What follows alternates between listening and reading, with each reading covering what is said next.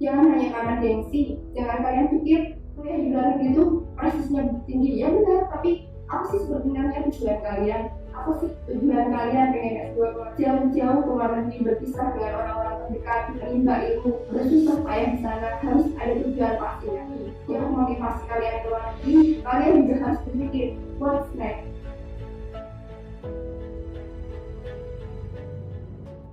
Assalamualaikum warahmatullahi wabarakatuh. Sobat muda, jumpa lagi di channel The Young Ideas, channel di mana generasi muda, anak-anak muda menyampaikan ide, gagasan, kritik, unek-unek, impian, dan sebagainya di berbagai bidang. Sekarang kita bersama saudari Zahra Mustafafi. Dia mempunyai 2 master yang diperoleh dari Swiss yang merupakan impian sejak muda. Kita panggil Mbak Zahra, silakan. Selamat malam, Zahra. Sehat? Alhamdulillah. Oke, Zahra.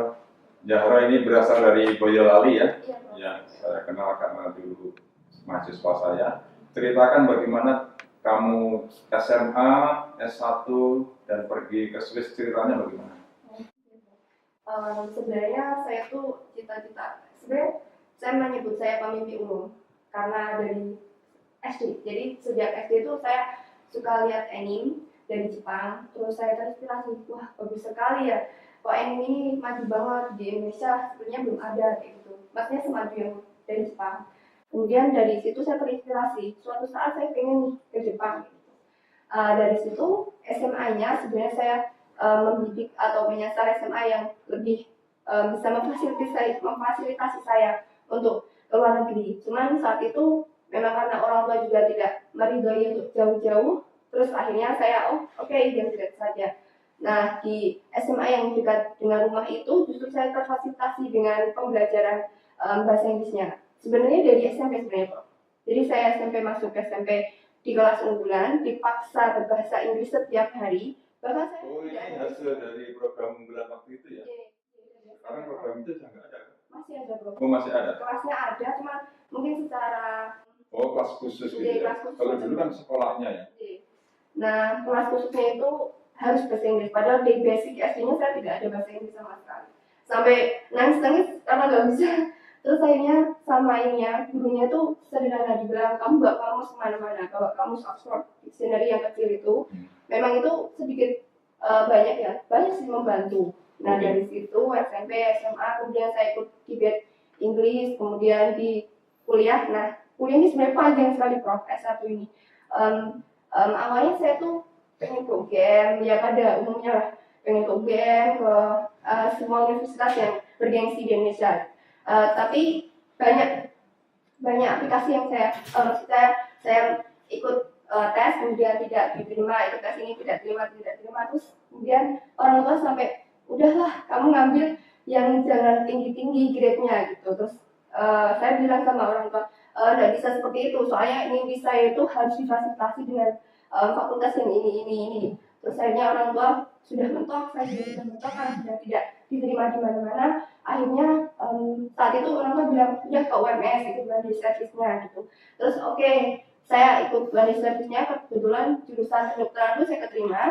Terus tapi saat itu saya masih ragu. Saya memang tidak ada passion di kedokteran, bahkan melihat darah ataupun itu kan saya rada nggak ini ya. Terus akhirnya pulang ke rumah, kebetulan di rumah itu ada ustaz temannya ayah, Abi, bilang ada loh kampus S1 di Solo yang bisa mendorong dan support kamu untuk S2 ke luar negeri. Waktu itu saya langsung serius Pak, nih ada nih Pak Ustaz gitu, ada serius gitu, nanti bisa S2 ke luar negeri itu.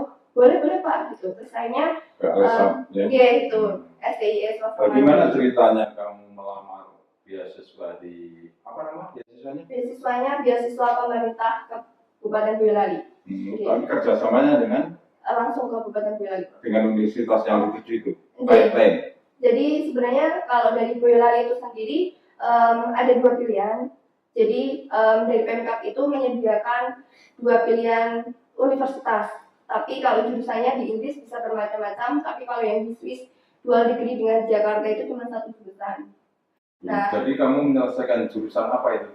Saya menyelesaikan jurusan biomanagement dan International Management. Jadi Master in International Management dan Master in Bio Management. Ya. Yang Bio Management itu mungkin agak asing ya bagi kita. Bisa dijelaskan nggak? Jadi, Bio Management itu dia lebih ke manajemen di lingkungan atau industri life sciences. Jadi ada di industri farmasi, ada industri teknik pangan, kemudian industri kesehatan. Kebetulan saya magangnya di rumah sakit juga. Di kota mana di Swiss itu? Di Olten, Prof. Olten ya? Iya. Dari Bern berapa jauh? Dari Bern sendiri sekitar 30 menit, dari Zurich 30 menit, dari Jerman. Oh, itu antara Bern dengan Zurich, tengah-tengahnya ya? Iya, jadi Olten Jerman juga 30 menit. Iya. Ke Prancis cuma 1 jam naik mobil. Waktu itu kami mengendari. Memang Swiss itu kan istilahnya perempatan itu ya? Mana-mana bisa. Seramai apa kota itu, kota Olten itu? Sebenarnya desa, loh. Sepi Olten ya? itu desa, sepi tapi nyaman sekali menurut saya. Kalau Zurich itu ramai dan lalu lalang. Itu kalau Olten tuh sepi, buat belajar tenang gitu ya. Kemudian beasiswa pemerintah Boyolali itu cukup atau kamu harus sambil kerja atau bagaimana? Alhamdulillah beasiswanya cukup. Ya dengan harus sedikit Berhemat. ya sedikit berhemat. Kemudian Berapa sewa rumah di sana kalau di Kudus? 4 Kamar ya? Kamar aja ya? 1 kamar. Karena itu saya ikut di asrama kebetulan kan Universitas FHNW, Hochschule of Nordwestern Switzerland itu dia bekerja sama dengan rumah sakit yang di situ untuk asrama exchange student. Jadi saya ikut di asrama yang exchange student. Di situ di asramanya sebenarnya dokter, perawat itu di situ. Tapi kita menumpang di situ, terus ya nyaman sih. Bersih soalnya. Iya. Bersih.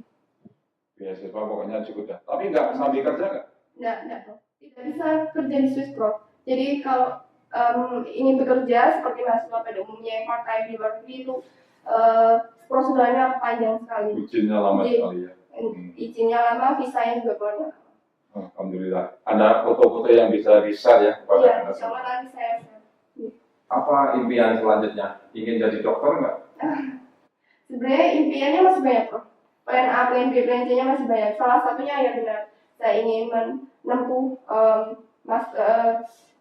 program dokter setelah ini, namun masih sedikit berpikir karena saya ingin benar-benar berkontribusi dengan program doktoral saya. Jadi kalau S2, iya, itu dokter itu tempat untuk melakukan riset dan berkontribusi ya. Jadi jangan hanya mencari gelar, tapi ingin menyumbangkan sesuatu kepada ilmu pengetahuan. Sekarang sesama generasi muda atau adik-adik, apa saran kamu yang ingin juga mungkin ke luar negeri? Oke, saran saya untuk teman-teman, adik-adik yang ingin S2 luar negeri atau S3 ataupun S1, saran saya, kamu harus menetapkan apa sih tujuan kalian pengen S2 luar negeri, apa sih tujuan kalian pengen sekolah jauh-jauh ke luar negeri, berpisah dengan orang-orang terdekat, menimba ilmu, bersusah payah di sana, harus ada tujuan pastinya. Jangan hanya karena gengsi, jangan kalian pikir kuliah di luar negeri itu prestasinya tinggi, ya benar, tapi apa sih sebenarnya tujuan kalian? Setelah kalian sudah mendapatkan tujuan yang benar-benar kalian yakini untuk memotivasi kalian ke luar negeri, kalian juga harus berpikir what's next.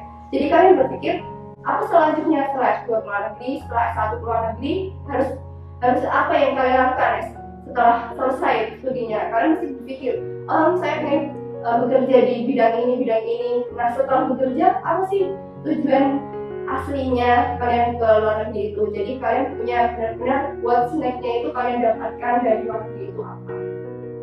Terima kasih Yarona sudah menginspirasi generasi muda yang lain dan perjuangan kamu sejak SD ya, impian dari impian mama yang penuh perjuangan, gagal di sini, akhirnya sebuah pesantren kecil yang mengantar kamu. Sampai jumpa, terima kasih. Assalamualaikum warahmatullahi wabarakatuh.